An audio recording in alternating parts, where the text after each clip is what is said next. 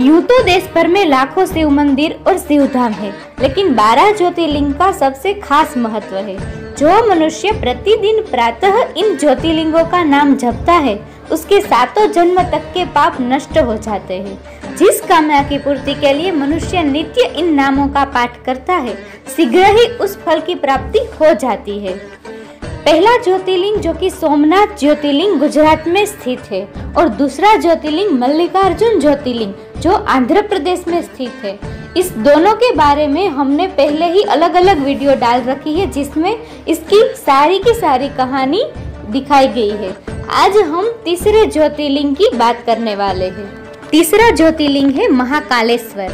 महाकालेश्वर मध्य प्रदेश के उज्जैन नगर में स्थित है।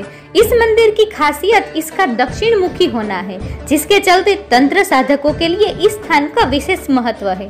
5 तल वाले इस मंदिर का एक तल अभी भी भूमिगत है।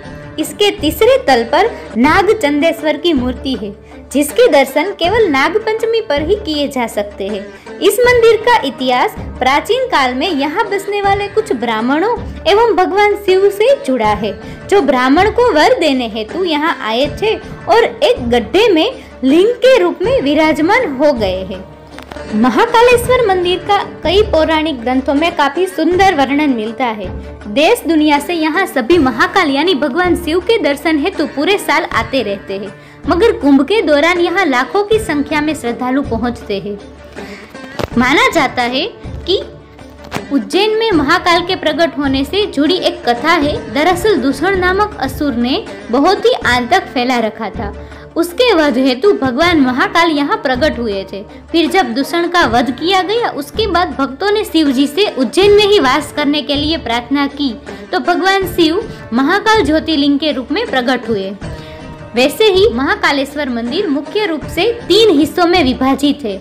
इसके ऊपरी हिस्से में नागचंदेश्वर मंदिर है, नीचे ओमकारेश्वर मंदिर है, और सबसे नीचे जाकर आपको महाकाल मुख्य ज्योतिर्लिंग के रूप में विराजित नजर आते हैं, जहां आपको भगवान शिव के साथ ही गणेश जी, कार्तिकेय और माता पार्वती जी की मूर्तियों के भी दर्शन होते हैं। इसके साथ ही यहाँ एक कुंड भी है, जिसमें स्नान करने से सभी के पाप धुल जाते हैं। उज्जैन को प्राचीन काल से ही एक धार्मिक नगरी की उपाधि प्राप्त है। आज भी यहाँ भारी संख्या में दर्शन के लिए भक्त आते हैं। दरअसल भगवान महाकाल की भस्म आरती के दुर्लभ पलों का साक्षी बनने का ऐसा सुनहरा अवसर और कहीं प्राप्त नहीं होता है।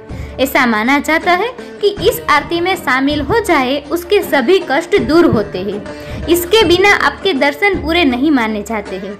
इसके अलावा यहाँ नागचंद्रेश्वर मंदिर और महाकाल की शाही सवारी भी एक जिज्ञासा का विषय है। हर सुबह महाकाल की भस्म आरती करके उसका श्रृंगार होता है और उन्हें ऐसे जगाया जाता है। इसके लिए वर्षों पहले शमशान से भस्म लाने की परंपरा थी। हालांकि पिछले कुछ वर्षों से अब कपिला गाय के गोबर से बने कंडे, समी, पीपल, पलास, बड़, अमलतास और बेर की लकड़ियों को जलाकर तैयार किए गए भस्म को कपड़े से छानने के बाद इस्तेमाल करना शुरू हो चुका है। केवल उज्जैन में ही आपको यह आरती देखने का सुनहरा अवसर प्राप्त होता है। दरअसल भस्मों को सृष्टि का सार माना जाता है, इसलिए प्रभु हमेशा इसे धारण किए रहते हैं।